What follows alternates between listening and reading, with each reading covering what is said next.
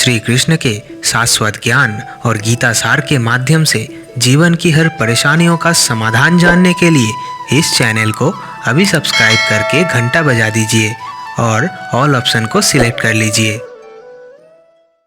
आज के इस वीडियो में हमारे दोस्त कृष्णा हमें जीवन और संबंधों से जुड़ी ऐसी 3 बातें बताने वाले हैं जिसको जानना और अपने जीवन में उतारना हर वो व्यक्ति के लिए ज़रूरी है जो अपने जीवन में सुखी होना चाहते हैं। तो अगर आप किसी नए रिश्ते को शुरू करने जा रहे हैं या फिर किसी रिश्तों से आपको सिर्फ दुख मिल रहा है और उस रिश्ते को आप ठीक करना चाहते हैं तो ये वीडियो आपके लिए है।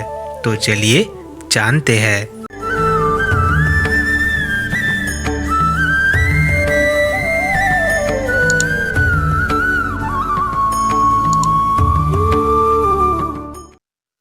पहली बात, स्वीकार।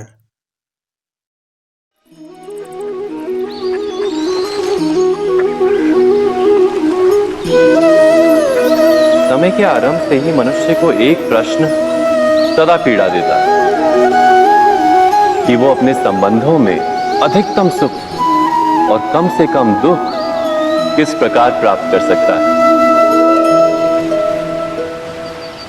क्या आपके सारे संबंधों ने आपको संपूर्ण संतोष दिया है? विचार कीजिए। हमारा जीवन संबंधों पर आधारित है, हमारी सुरक्षा संबंधों पर आधारित है। इसी कारण हमारे जीवन के सारे सुखों का आधार भी संबंध है। किंतु फिर भी हमें संबंधों में ही अधिकतर दुख क्यों प्राप्त होते हैं? सदा ही संघर्ष भी संबंधों से ही उत्पन्न क्यों हो जाते हैं? कभी विचार किया है? जब कोई व्यक्ति किसी अन्य व्यक्ति के विचार अथवा कार्य को स्वीकार नहीं करता, उसमें परिवर्तन करने का प्रयत्न करता है, तो संघर्ष जन्म लेता है। अर्थात जितना अधिक अस्वीकार उतना ही अधिक संघर्ष, और जितना अधिक स्वीकार उतना ही अधिक सुख। क्या ये वास्तविकता नहीं? यदि मनुष्य स्वयं अपनी अपेक्षाओं पर अंकुश रखे, अपने विचारों को परखे, किसी अन्य व्यक्ति में परिवर्तन करने का प्रयत्न ना कर स्वयं अपने भीतर परिवर्तन करने का प्रयास करे, तो क्या संबंधों में संतोष प्राप्त करना इतना कठिन? अर्थात क्या स्वीकार ही संबंध का वास्तविक अर्थ नहीं? स्वयं विचार कीजिए। दूसरी बात, स्वतंत्रता। दो व्यक्ति जब निकट आते हैं तो एक दूसरे के लिए सीमाएं और मर्यादाएं निर्मित करने का प्रयत्न अवश्य करते हैं। हम यदि सारे संबंधों पर विचार करें तो देखेंगे कि इन सारे संबंधों का आधार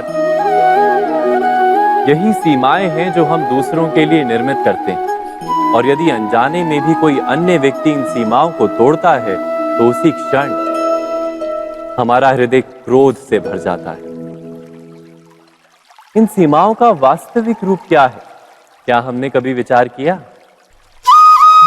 सीमाओं के द्वारा हम दूसरे व्यक्ति को निर्णय करने की अनुमति नहीं देते, अपना निर्णय उस व्यक्ति पर थोपते हैं। अर्थात किसी की स्वतंत्रता का अस्वीकार करते हैं हम। और जब स्वतंत्रता का अस्वीकार किया जाता है तो उसका हृदय दुख से भर जाता है, और जब वो सीमाओं को तोड़ता है तो हमारा हृदय क्रोध से भर जाता है। क्या ऐसा नहीं होता?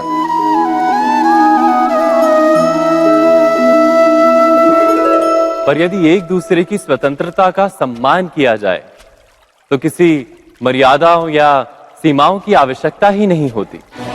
अर्थात जिस प्रकार स्वीकार किसी संबंध का देह है, क्या वैसे ही स्वतंत्रता किसी संबंध की आत्मा नहीं?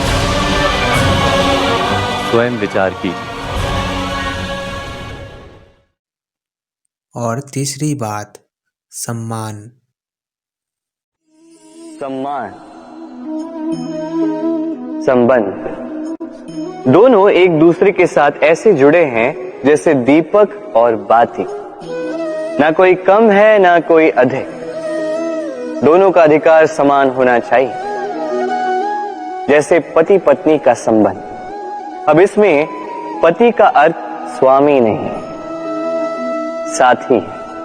उसका कर्तव्य है साथ देना, आदेश देना नहीं। और ये संबंध सहकार से बनता है, अधिकार से नहीं। हाथ बढ़ाने से बढ़ता है, उंगली उठाने से नहीं। यदि इस संबंध में एक दूसरे का मान रखोगे, एक दूसरे का सम्मान करोगे, तभी ये संबंध बढ़ेगा, तभी ये संबंध अभिमान योग्य बनेगा। तो प्रेम से बोलो राधे राधे।